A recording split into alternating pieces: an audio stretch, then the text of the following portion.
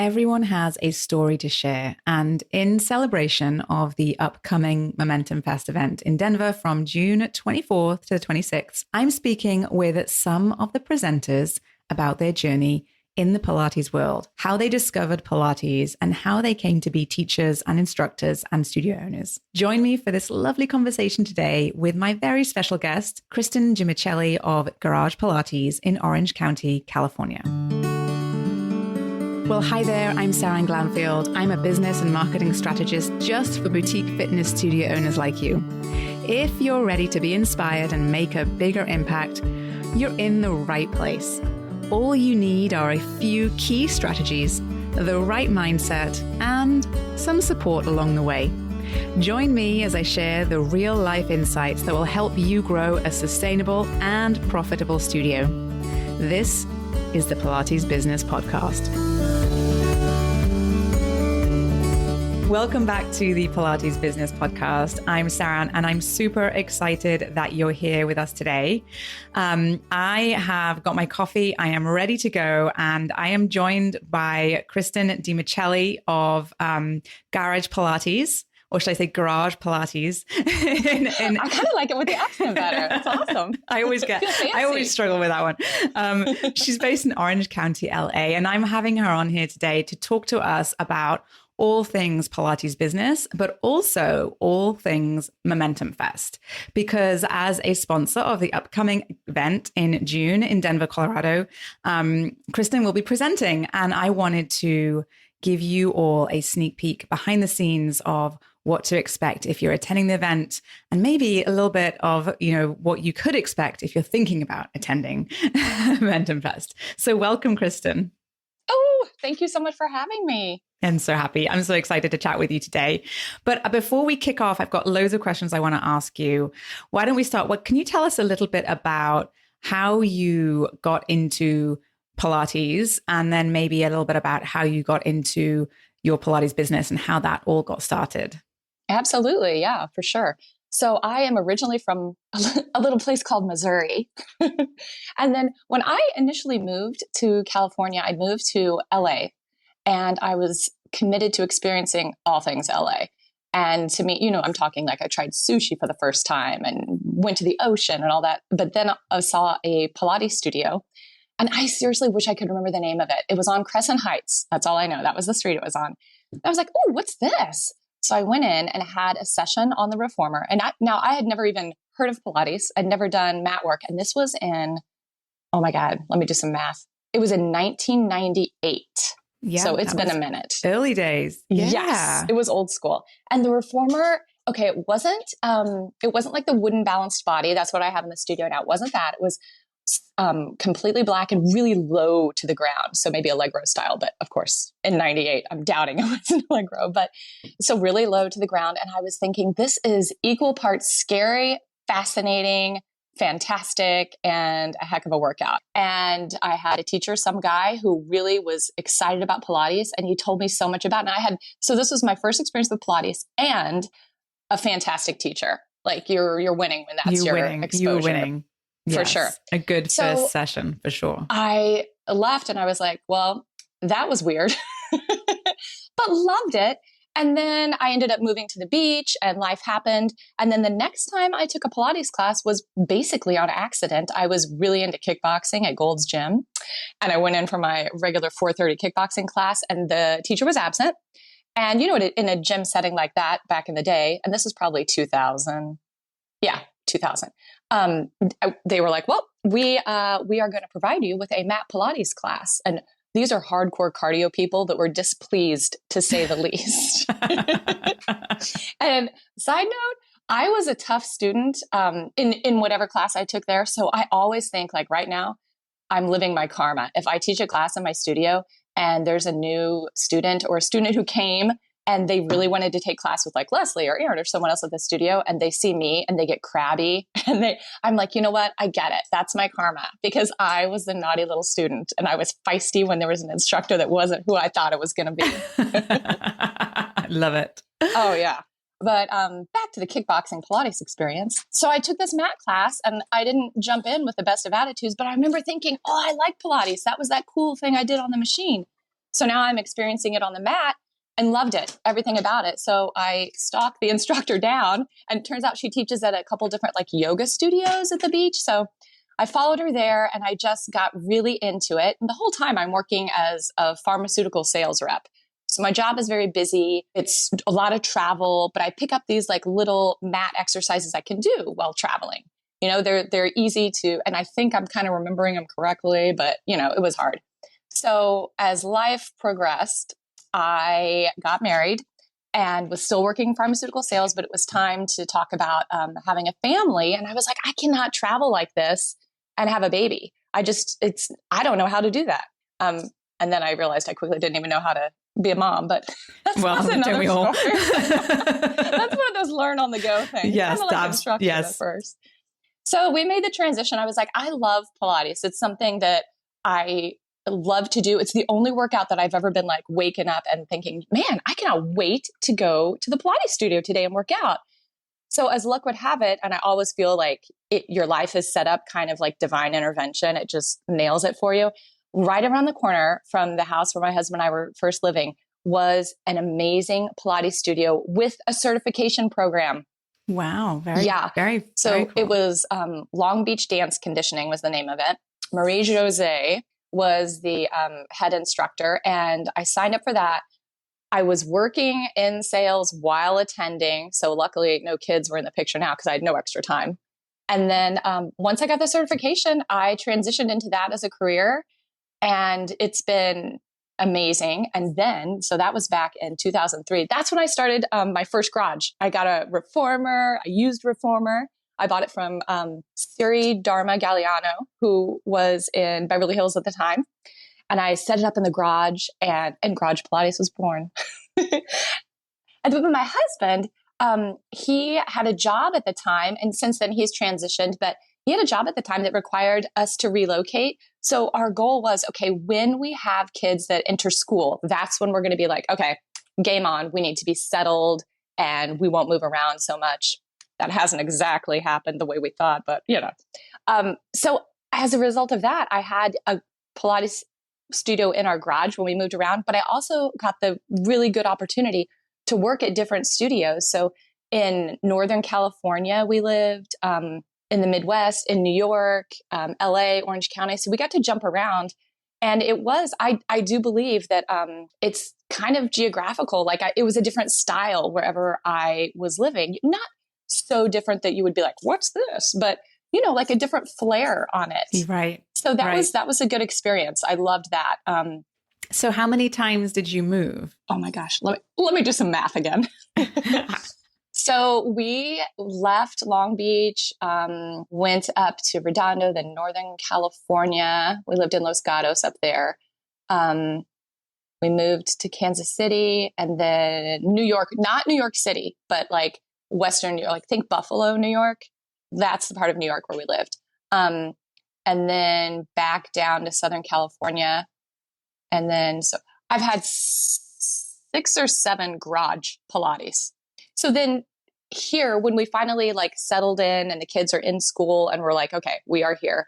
Then I got another piece of equipment for the garage. And then finally I was like, man, I gotta get a brick and mortar. And it was actually, I feel really blessed. It was an easy transition because we had, I was able to make the decision to get the studio after I had the clientele, Right.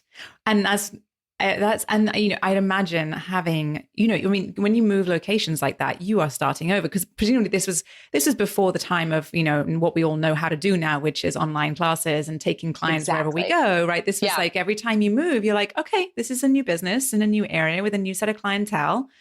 What does this look like? So you must have gotten really, really, really good at getting new clients. Yeah, because you had a lot of practice. I love it. Yes, I did. And I've always said, kind of community is a big buzzword for me. And it's not like I chose it. It's just like, as I kind of glanced back at what worked and where my network was and where I get fulfillment and I feel good giving feedback, it's always been community. So I was always, with the children in school, I was volunteering there. Or, fast forward to recently, that was where it began, just a little bit of volunteering at school, maybe some involvement in local businesses, just trying to support local. And now I'm on the Chamber of Commerce Board of Directors locally. I teach at the high school, the football and cross country teams. I'm helping out with the youth center when they do their fundraisers. So it's like you start a little bit and then find what feeds your soul, and that grows. And for me, it's always been community. I love that we're in a place now, like they say, what is that saying? Like, if you're blessed, be a blessing, or something like that. And yes. I really feel like to survive the pandemic as a small business in any industry, you are blessed. And then at that point, you just kind of like take note of everything you've got and what you can give and where you're headed. And it feels good to be able to give back to the community at that point. Absolutely. And it sounds like you're a very natural networker, as it were, perhaps. Yes. Right. And so tell me a little bit about how, because I know a lot of people have a really hard time with that. And it is such an important part especially when you're in the early kind of stage of building a business. How do it probably feels very comfortable to you, but I know a lot of people have a hard time with it. So how do you kind of think about that? What do you say? What do you look for? How do you go and find those people or those places even where it feels good for you to be? Yeah. For me, it's been, having children has been like a segue into different organizations very easily. Their sports teams or band or whatever, just volunteering at the school in general. I would recommend, if anyone is looking for new clients and they're new to an area, to get involved in the school system. Not like you have to go read a book at library time, but every school is always doing a fundraiser. And you can very easily reach out just to the school office and they can point you in the right direction. And the PTA moms will come in hot and happily ask you for any donation you want to give. And then suddenly you have a platform where you can market to them. And then it grows. And then as you get to know the people that come to you first, because it usually does start with a donation of some sort, but it's an investment, it's, you put that in and then you network and you meet people and you become familiar with their interests and activities. And maybe you share something common, like maybe you enjoy paddleboarding with someone or whatever it is, reading this book or that book club. I've joined book clubs before too. Yeah. Well, I think that you sounds like you can't just give it all away without having that little follow up and looking for those connections and looking for ways to deepen that connection. It's if you're, I don't want, it's not just about giving away 10 packs to all of everybody without sort of really thinking about, okay, well, let's try and get that person to actually use that 10 pack and come in. And then how do we give them a great experience so that they then buy another 10 pack, after the one they bid on at the auction or whatever it was that they do, so yeah, it's about, the whole journey, not just that one. Right. Step, and I feel like, I think people really are eager to help small businesses. They become vested as when they're your fan and they're your client, they want you to succeed. So they're happy to share the word of your studio, but they just almost need a little instruction. Like people don't innately know what you need from them. So you have to be very articulate and not demanding, but just say, hey, if you would like to repost this on your Instagram account, I would love the publicity. Or, oh my gosh, tell your neighbor or just anyone. So in their mindset, they're thinking, oh, I should probably, share the benefits that I have felt with Pilates. So I think probably the sales background helps with that a little bit. I'm sure it does. It's just a skill that you've sort of developed over the years and you're using it in probably in a slightly different way, but that skill is there for sure. Yeah. And it is a skill, I think it's a skill you kind of have to refine over time and it just, until it just feels like it's very natural. And so it sounds like that's what you have been able to do so well, which is great. So now you are in Orange County, and you have you're in your kind of perhaps your location, which you're not going to be moving around too much more. Like we are where we are. We're planted. We're rooted. We're planted. That's it. That's the way. That's what I was trying to describe. Yes, you are rooted. And so, what does your studio look like today? So we have our business plan is basically small classes. So we have balanced body equipment. We have 4 reformers, 4 chairs, And then the back, I have it set up with a Cadillac and a pedal pole. We have the Coraline from Balance Body, which, side note, I tried that out at MomentumFest last year and bought it. Oh my gosh. Oh, it's cool. They have like where you can experience the equipment. So yeah, that was obviously it was a big hit with me because I invested. But our studio, we have a handful of instructors, like 5-ish Pilates instructors. A lot of them like different things. So I always like to just come together with the instructor and what do you love about Pilates and teaching it? Because they're different. You know, what do I love in my body and what do I love sharing? It's a different role and it fulfills a different need. But so, you know, you figure out, I have some instructors that love to teach Pilates reformer classes. Some only want to do private lessons. Some live for mat classes. Some are like, oh, if I don't do it early in the morning, I'm not going to want to come back and teach at night. Okay. So now we know like nothing's good or bad. It's just different. And we're fulfilling all these needs. So our studio has 4 students per class, and we keep it small, but we keep it rolling. So, and we just transitioned the hardest part has been the scheduling software for me. What I have learned is I love to teach and I love to, you know, jump in and do the marketing and work with the community and things like that. But there's only so many hours in the day, and I have 3 kids and a husband and a household and a pug. So there's a lot. But what I've done is really identified the things I love and hired people to help me with the things that I don't. So I do have someone who does a lot of our tech work. Like she runs the timesheets and she does the shout out to Jana. We love you. Never leave. Right, exactly. And she does all the when we transferred, like, I don't know if anyone's done this. I'm not saying don't do it. I'm just saying get ready. We transferred from one scheduling software to another. And the data migration portion of the event was insane. And, you know, you get through it, of course, but so that whole experience allowed me to identify a weakness in myself, a developmental opportunity. And that's when Jana came on board and she does that. So our studio is lucky enough to have assistance with that. But we're right in the heart of, if our little city here had a downtown, we would be right there. So luckily we've got a great location. We're well networked with all the sports teams locally and a lot of the other small businesses. Again, back to community, like we're lucky. So it's been great getting publicity and getting, you know, clients to know about us and come in. We have the morning classes. We have midday are primarily private lessons. We do throw in a lunchtime class here and there. And then early afternoon, we usually do we have a youth class on Mondays, teen classes, just like right after they get out of school, because we're right by 2 middle schools and a high school. So they can just walk over. And then in the evening classes, we kind of roll through that. We have a couple of yoga classes that come into, we have to scooch the machines out to the side, and then yoga class comes in 3 times a week.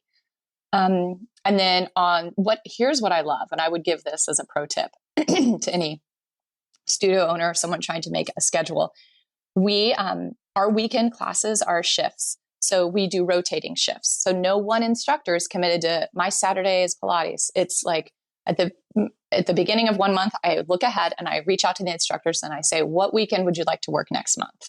And they give it to me. And if it's the same, then we kind of figure that out. And then I take whatever weekend is left, if there is one. Because sometimes an instructor's like, can I work 2? I've got a vacation coming up. Yes, you can. So, that's kind of what our studio looks like. The majority of our marketing is done on Instagram. Side note, I do have 3 teenagers, so I try not to be like a big social media, like, put your phone down is usually what I'm saying. So I have to be a good example of that. And that's been one of the biggest challenges with the studio is managing my time so that I'm not, because you could get sucked into anything. Oh my goodness. And so totally. Yeah. So I have to like put it down, like I made a schedule, like what do I do on Sunday nights? I post all the classes coming up for the week. And then each day I have like just a highlight that I focus on that day, and then I'm done. Then I put it down. Right. Yep. Otherwise, you have to be kind of strict with yourself. Otherwise it really is like a black hole. You're kind of like, wait a second. And what happened to the last 30 minutes? Exactly. It's gone. It's gone. It was gone 2 hours ago. Where am I? Right. Yes. Yes, exactly. Especially with a busy home, busy household for sure. Yeah. Absolutely. Because I know that everybody is going to be thinking and wondering, what did you decide for your scheduling software? Just out of interest. So initially we were doing acuity scheduling, which was fine when I actually was just in my garage. But once we grew and once we had a multitude of instructors and we were offering different things and different packages, we outgrew it. So it did serve a purpose. I have nothing negative to say about that. No, it's a great system. Yeah. And then I was looking at a couple different things, and I was contemplating mind body, because I feel like that's still like in our minds, it's the gold standard in the industry, but there are many more coming up. So we ended up going with wellness living, and it's been, the usual hiccups, but but we're not changing it. Let me tell you. No. Once you're in, it's the to move is a challenge, as you already discovered. Yes. Yeah. So we're committed.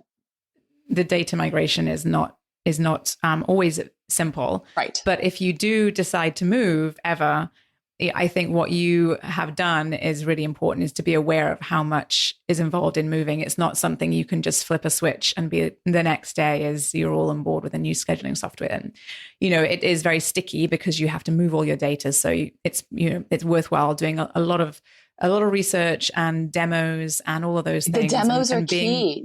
You think like, oh, that's a waste of time. No, it's key. And then it gets you an idea, like make a list of the things that you are displeased about with your current software. Or if you don't have a software and you're just starting out, like, what do you want? Like, what capabilities do you want? And then when you go in to talk to the salesperson, because it's different, they'll give you a salesperson, and then who your data migration specialist is completely different.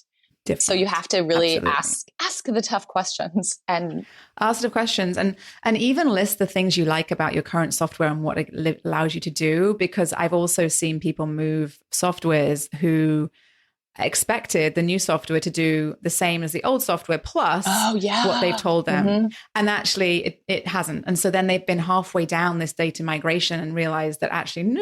Oh my God. Unwind. What a raging disappointment that would be. And how frustrating from a time perspective and all the things too. So so it's scheduling it's the software is important because, once you get that right, it actually can open up a lot of opportunities in your business for not just sort of new revenue streams even potentially, but also just behind the scenes ease and flow and automations and systematization, which just makes, as a business owner, your life a whole ton easier. Anything you can, make automatic is key. Like huge. It's front end loaded and you have to set it up, but then hands off and it's fantastic. Yeah. Yeah. That's where that's when things start to really start moving. It's a good thing. Yes, completely. Sure. I had one of my friends that owns a studio in Utah, Tiffany, and she had I think the pandemic, once again, kind of really built community within the industry, because I was talking to her and we were like, just bouncing ideas off of each other. And I mean, sometimes the phone calls were co-commiserating, but usually they were productive.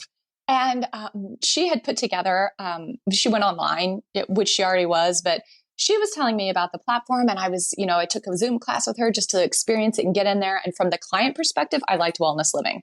So I had a little bit of that. And then there's a Facebook group actually for Pilates studio owners. And you can write in a question there. And that's been a good sense of community too, because people were bouncing like, I have wellness living. Here's what I like. Here's what I don't like. And then I was like, the data migration will make you rip your hair out.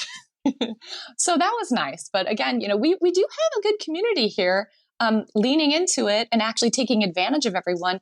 Sometimes it feels like a vulnerable move to make, but I really do feel like everyone wants to help each other out. Like we're here for each other. It's I'm happy with it. Yeah. And you find your people whose opinions you trust. And that's kind of the important thing to find. I think that you have to find the people who understand your business, understand your industry. Because people, the only challenge with posting something into Facebook is that people will give you their opinions, but they assume your business is like their business, and they don't know your business.